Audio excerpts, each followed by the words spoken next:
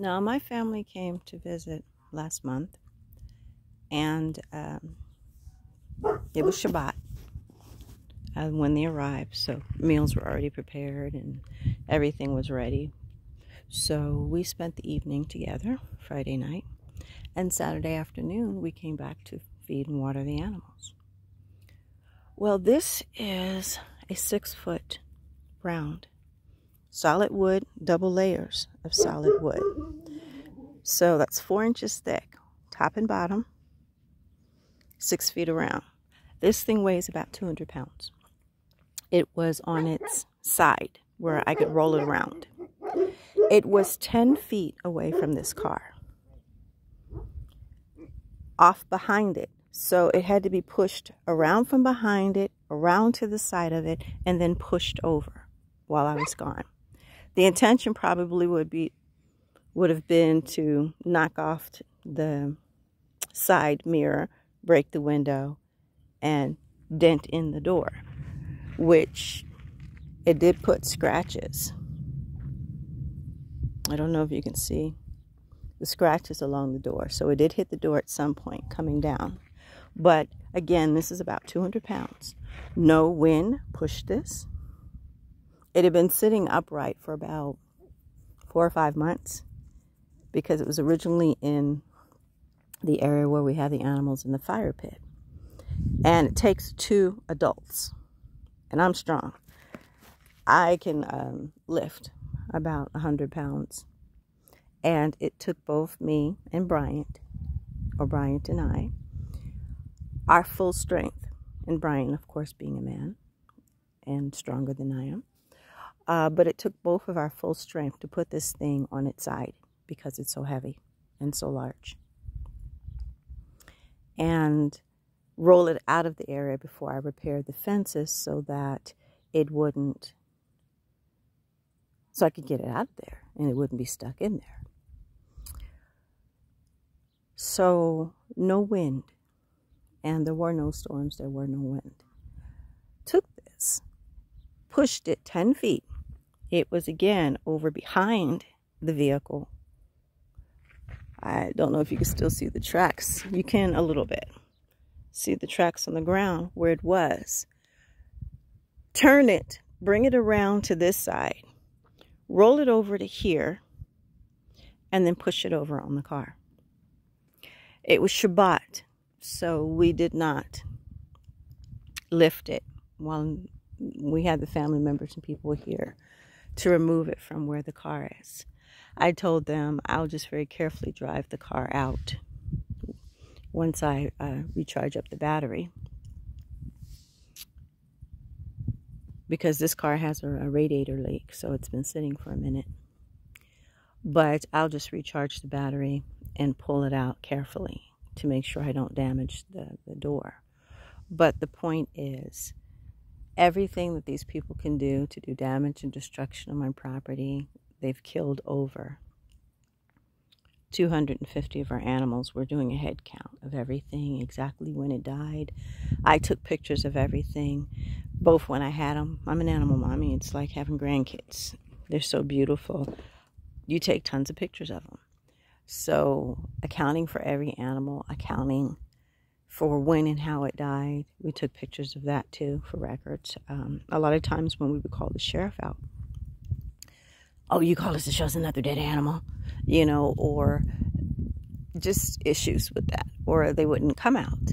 And she would say, well, did you take pictures? And it was like, yes. She said, okay, well, you have your pictures for your record.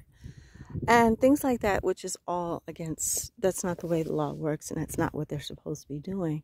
But I've been having a lot of issue with getting cooperation from the local sheriff department when it comes to the incidents that are happening, because we all know who's doing it. It's my neighbors, and this is a good old boy town, and my neighbors are the founding families of this good old boy town, and they want my property. So they've been trying everything they can, every ugly, nasty, evil thing that they can do to make my life more difficult, like pulling out all the plumbing from underneath our trailers, and which was recently done, like messing with our propane tank things, so regulators to both trailers, so now we can't cook or do anything like that in the trailers until we get those repaired. And just the purchase of the replacement items is over $200 times 2 of them. Then they have to be reinstalled properly, which I have no idea what that's going to cost. I had a friend who knew how to do it the first time when we first bought it and when we first came to the property and did both trailers. So both of them are fairly new.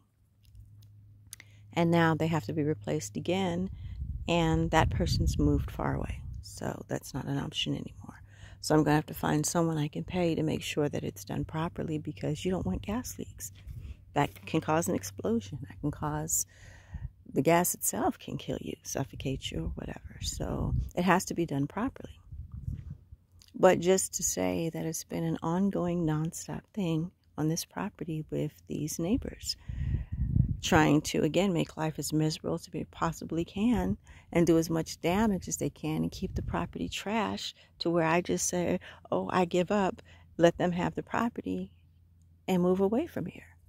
Now, I do intend to eventually sell the property. I would have been sold it long before now and moved on, had it not been for all their constant interference and messing with my finances, which is when you're killing all of our animals and destroying all of our property, having to constantly spend money for repairs and damages, etc., does mess with your finances tremendously. Not to mention the money you would have made from selling your animals. This is a ranch. You know, the whole purpose was to make money here. But anyway, this is an example, another example of the constant harassment and destruction from the neighbors over at 1501 North Harmon, which are the Wades and the Johns, and their co-conspirators, the Allegres and the Heibels, which are across the street from me and behind me. So all three sides were surrounded by these people. They've got a business venture that they're trying to put like a rodeo type situation next door. Our property is 30 acres. Originally it was 40, and a corner was cut out, 10-acre corner, and was sold prior to us getting this property. And they don't have enough space to do what they want to do with their property. They knew this when they bought it. They've been harassing me since 2018 when we first purchased the property. The harassment began literally the day we purchased the property at the county offices where we were doing our paperwork. Trying to think of the man's name. Zach. What's his last name? I can't think of his last name right now. Bunyard. Had a heart attack. He's one of the people who worked at the county offices when he found out what property we had purchased, because they were trying not to give the previous owner a decent price for the property.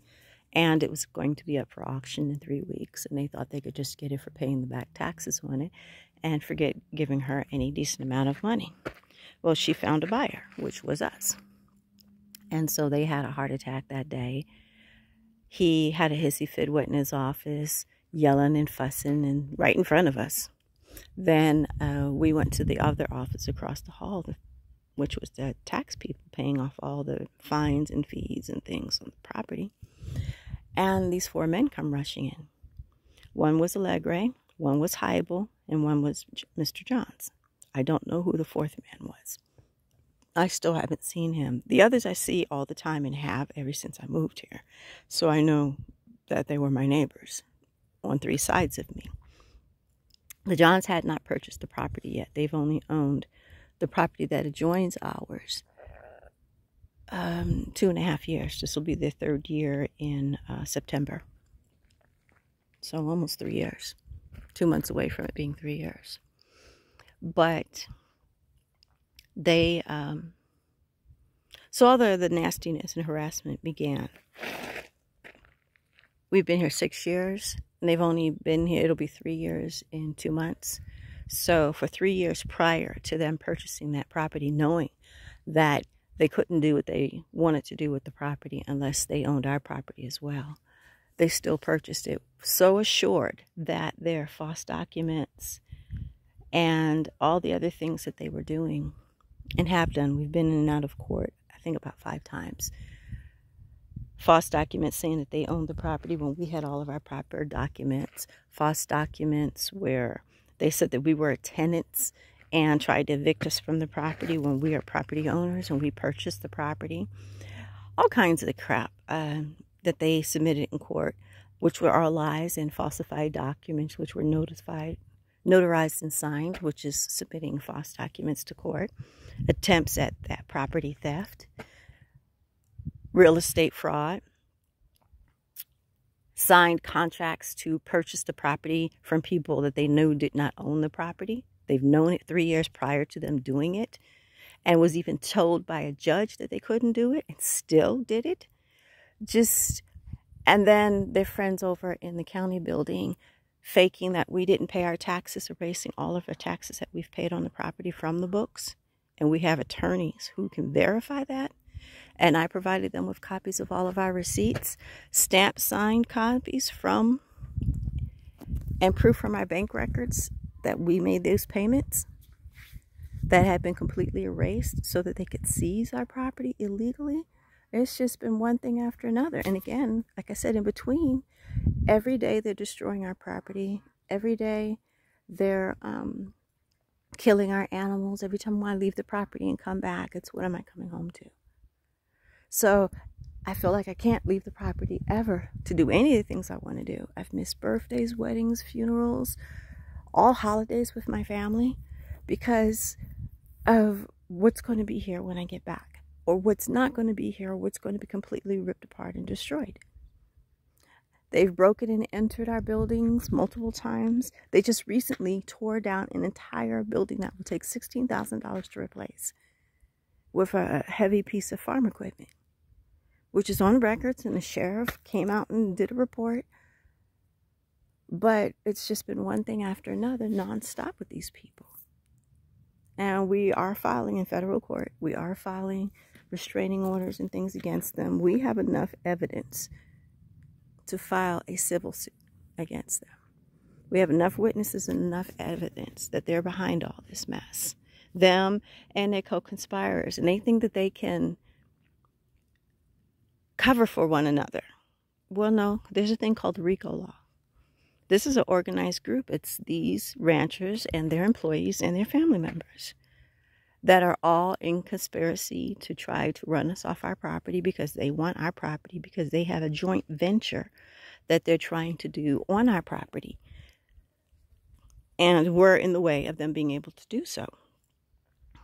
And they have no rights, no business or authority to be making plans and making all these arrangements, again, with the county planning office, which had to approve all these plans and things that they have illegally for property they don't own and they don't have the legal right to.